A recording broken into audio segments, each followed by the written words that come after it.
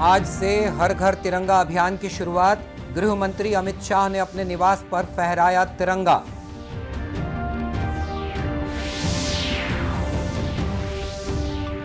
प्रदेश में हमर तिरंगा अभियान को लेकर लोगों में उत्साह का माहौल। स्व सहायता समूह के सदस्य तैयार कर रहे हैं झंडे। बस्तर के लिए आज का दिन अहम। अंतागढ़ वासियों को मिली पहली यात्री ट्रेन की सौगात।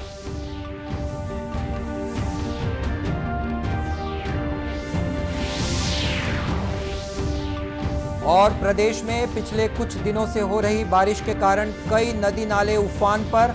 निचले इलाकों में पानी भरने से आम जनजीवन और आवागमन प्रभावित।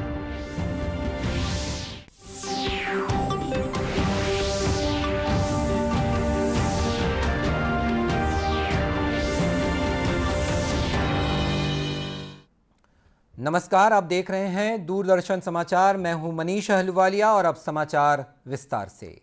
गृह मंत्री अमित शाह ने आज हर घर तिरंगा अभियान के तहत नई दिल्ली स्थित आवास पर राष्ट्रीय ध्वज फहराया। श्री शाह ने अपने आधिकारिक आवास की छत पर अपनी पत्नी के साथ तिरंगा फहराया। हर घर तिरंगा अभियान का उद्देश्य राष्ट्रीय ध्वज फहराने के लिए भारतीयों को प्रेरित करना है। राष्ट्रीय ध्वज को लेकर लोगों के दिलों में देशभक्ति की भावना को जागृत करने और जागरूकता फैलाने के लिए ये पहल की गई है। इधर छत्तीसगढ़ में भी हर घर तिरंगा अभियान को लेकर जबरदस्त उत्साह है। राजधानी रायपुर में आज सांसद सुनील सोनी और विधायक बृजमोहन अग्रवाल के नेतृत्व में आम नागरिकों और स्कूली बच्चों ने तिरंगा यात्रा निकाली। ये रैली तेलीबांधा मरीन ड्राइव से होते हुए नगर घरेड़ी चौक पर समाप्त हुई। इस मौके पर सांसद सुनील सोनी ने कहा कि राज्य के लोगों में उत्साह का माहौल है, सभी में देश प्रेम का जुनून दिखाई दे रहा है। आजादी के 75 साल और हम सब जो है वो अपने घर के अंदर में इस अमृत काल में एक तिरंगा झंडा फहराए और हिंदुस्तान की जनता ने ठाना है हर घर तिरंगा लहराना है। और आज छत्तीसगढ़ की जनता ने ठाना है हर घर तिरंगा लहराना है। आज ये तिरंगा यात्रा निकल रही है और आज पूरे देश के अंदर में उत्साह और जुनून है और राष्ट्रीय भाव के साथ में सब जुड़े हैं। प्रधानमंत्री मोदी जी के नए भारत, आत्मनिर्भर भारत, स्वदेशी भारत में ये नवयुवक सब सहयोगी बनेंगे। सभी को 15 अगस्त की इस अमृत काल की बहुत बहुत बधाई, बहुत बहुत शुभकामनाएं। रैली के दौरान तिरंगा यात्रा को लेकर छात्र छात्राओं में जबरदस्त उत्साह देखा गया। देश आज़ादी की 75वीं वर्षगांठ मना रहा है। इस अवसर पर आज़ादी के अमृत महोत्सव के तहत आज से हर घर तिरंगा अभियान की शुरुआत हो गई है। इस अभियान का स्वागत करते हुए आम लोगों ने अपने घरों पर आज से तिरंगा झंडा लगाना शुरू कर दिया है। घरों के दरवाजों और घरों की छतों पर आज लोग झंडे लगाते देखे गए। साथ ही व्यापारिक प्रतिष्ठानों और भवनों जैसी जगहों पर भी लोगों ने तिरंगे फहराए। इसके अलावा चौक चौराहों को भी इस अभियान के तहत तिरंगे से आकर्षक ढंग से सजाया गया है। आम लोगों ने इस अभियान का स्वागत करते हुए कहा कि आज़ाद भारत में रहने का श्रेय उन स्वतंत्रता सेनानियों को जाता है जिनकी बदौलत हमें आज़ादी मिली है। उन्होंने अन्य लोगों से भी तिरंगा लगाने की अपील की है। हम लोग मना रहे हैं आज़ादी के इस शुभ अवसर पर। हर घर में हम लोग चाह रहे हैं कि हर घर में झंडा फहराया जाए और मैं भी इस उल्लासपूर्वक अपने साथियों के साथ अपने घर में झंडा फहरा रहा हूँ इस आज़ादी के 75वां वर्षगांठ पर। और मैं जनता से अपील करूँगा कि अनुशासन में रहते हुए देश की सेवा करें और देश के लिए प्राण न्यौछावर करें। आज़ादी का 75वीं वर्षगांठ पर जो हर घर तिरंगा अमृत महोत्सव मनाया जा रहा है, इस अभियान के तहत हमने भी अपने घर में झंडा फहराकर इस अभियान में शामिल हुए हैं। और हम अपने देशवासियों से चाहते हैं कि इस दिन घर घर तिरंगा फहराकर इस अभियान को सफल बनाएं। वहीं हर घर तिरंगा अभियान के तहत भिलाई में स्कूली छात्र छात्राओं द्वारा तिरंगा रैली भी निकाली गई। इस तिरंगा रैली में बच्चों के अलावा शिक्षकों ने भी बढ़ चढ़कर हिस्सा लिया। देशभक्ति गीतों के साथ निकाली गई इस रैली में बच्चे देशभक्ति के नारे लगाते हुए चल रहे थे। रैली में शामिल बच्चों ने आज़ादी के अमृत महोत्सव को देश की एकता का प्रतीक बताते हुए कहा कि हमें इस आज़ादी को अक्षुण्ण बनाए रखना है।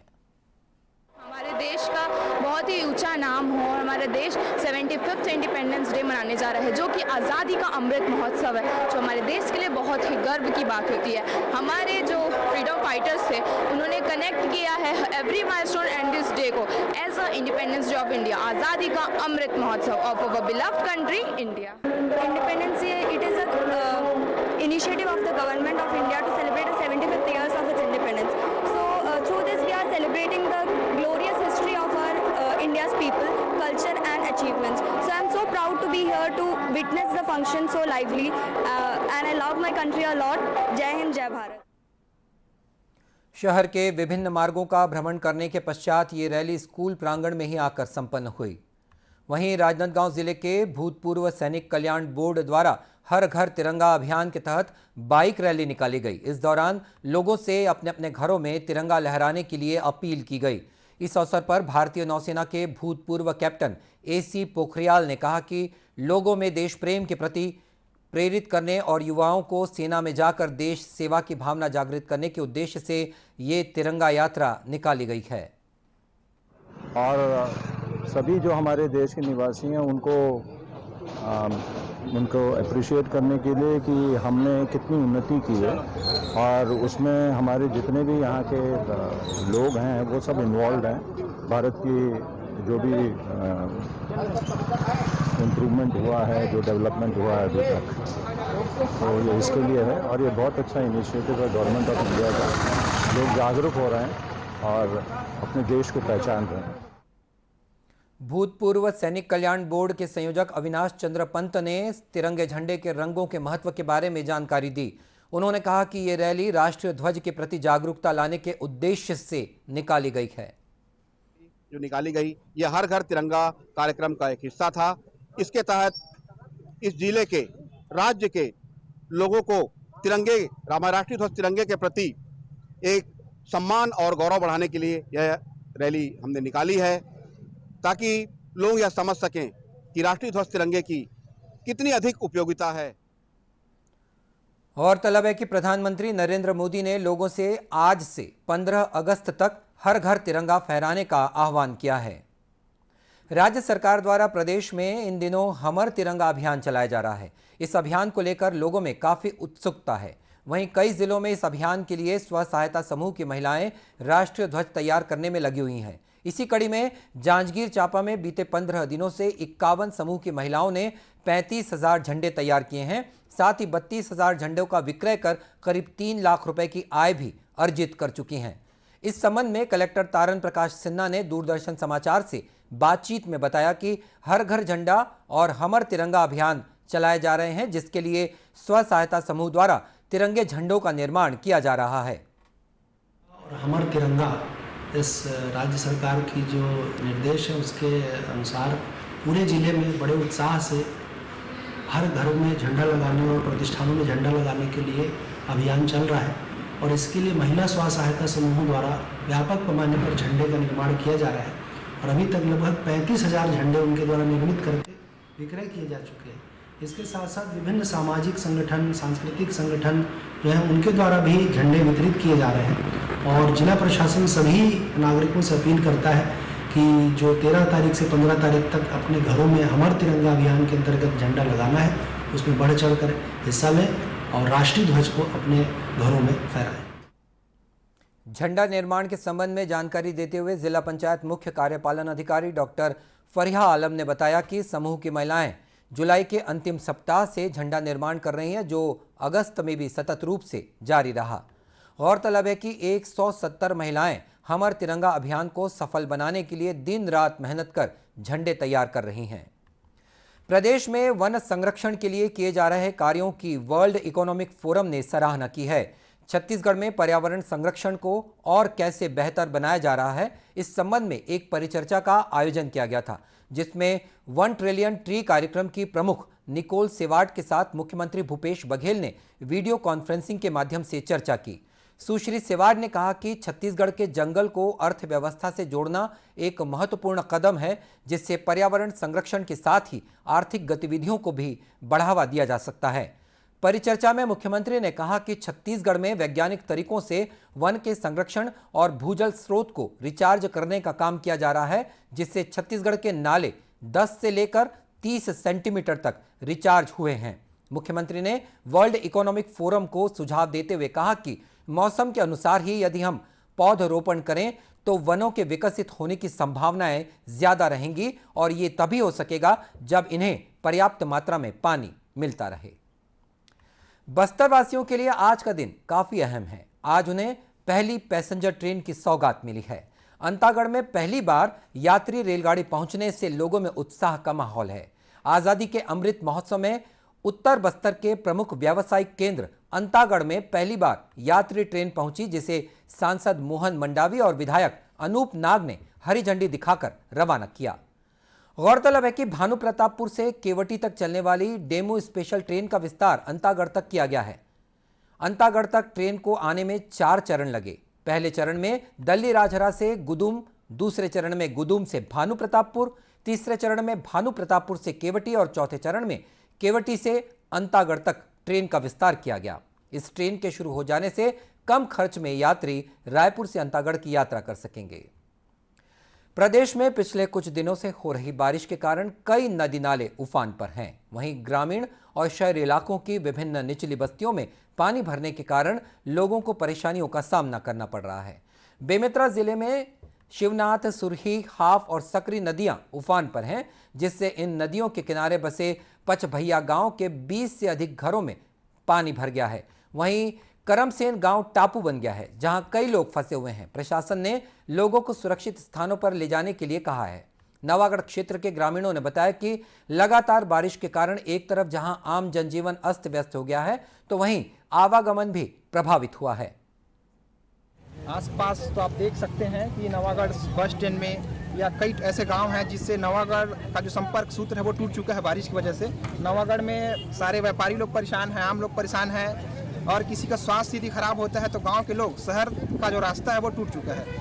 छोटे छोटे जितने पुल हैं सारे पुल में पानी भर चुकी है। यह 15 से 20 साल के बाद ये ऐसा इस टाइप का बाढ़ आया है, जो कि मतलब पूरे जनजीवन के मतलब आजीविका अस्त व्यस्त हो गया है। साथ ही मतलब यहाँ पर बहुत सारे बस स्टैंड, मतलब बहुत बस स्टैंड है जिसमें से यात्रियों का आवाजाही होता है। आवाजाही भी प्रभावित हुआ है, आजीविका प्रभावित हुआ है और इसमें मतलब बहुत मतलब हम लोग को समस्या हो रही है जनता को, जिसमें हम लोग शासन से यह चाहते हैं कि मतलब कुछ राहत का प्रावधान किया जाए। इधर मुंगेली जिले के लोरमी इलाके में भी मनियारी और रहन नदी के अलावा खुड़िया बांध सहित सभी नाले उफान पर हैं। वहीं बारिश के चलते तुलसा घाट क्षेत्र में एक कच्चा मकान ढह गया, जिसमें दबकर वृद्धा की मृत्यु हो गई। मृतका के परिजन विष्णु कोसले ने बताया कि लगातार बारिश के कारण कच्ची दीवार गिर गई थी। मर गए हैं 10 बजे, तो बताई नहीं कि घटना हो गई, दीवार में चिपका के खत्म हो गए। इस संबंध में लोरमी की अनुविभागीय अधिकारी मेनका प्रधान ने बताया कि अतिवृष्टि के कारण हुई मौत के सिलसिले में प्रावधानों के तहत कार्रवाई की जा रही है। तुलसा घाट, वहाँ एक महिला जुगनबाई हैं, लगभग 52 वर्ष होगी उनकी उम्र। तो अतिवृष्टि से उनके घर की दीवार ढह गई, तो जिसमें दबकर मृत्यु हो गई है। सूचना मिलते ही प्रशासनिक अमला सुबह ही वहाँ पहुँच गया था। पुलिस और प्रशासन की टीम थी। मर्ग कायमी कर ली गई है पुलिस के द्वारा और पीएम के लिए बॉडी भी भेज दी गई है। पीएम के पश्चात सहायता राशि देने के लिए आवश्यक कार्रवाई की जाएगी। इसी तरह प्रदेश के कई अन्य जिलों में भी बारिश के कारण बाढ़ की स्थिति निर्मित हो गई है। हालांकि कुछ इलाकों में बारिश की गतिविधियां कम होने से लोगों को कुछ राहत भी मिली है।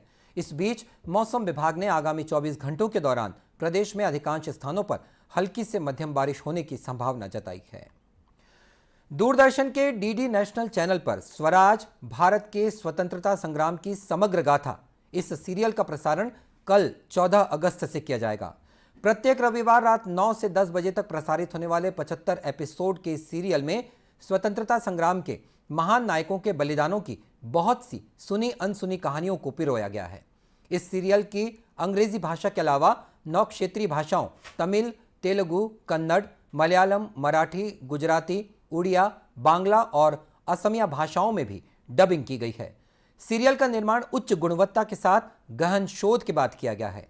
खास बात यह है कि इस कहानी में केवल मंगल पांडे, रानी लक्ष्मीबाई और भगत सिंह जैसे जाने माने नायकों के किस्से ही शामिल नहीं हैं, बल्कि इस सीरियल में अनसुने और भूले बिसरे नायकों तथा वीरांगनाओं जैसे कि रानी अबक्का, बक्सी जगबंधु, तिरोत सिंह, सिद्धकोन्हे मुर्मू, शिवप्पा नायक, कान्होजी आंग्रे, रानी गाइदिनल्यू और तिलका मांझी जैसे वीर योद्धाओं की कहानियों को भी शामिल किया गया है, जिनका बलिदान अनसुना, अनकहा ही रह गया। तो इस बुलेटिन में इतना ही। इसी के साथ ये समाचार बुलेटिन समाप्त होता है। नमस्कार।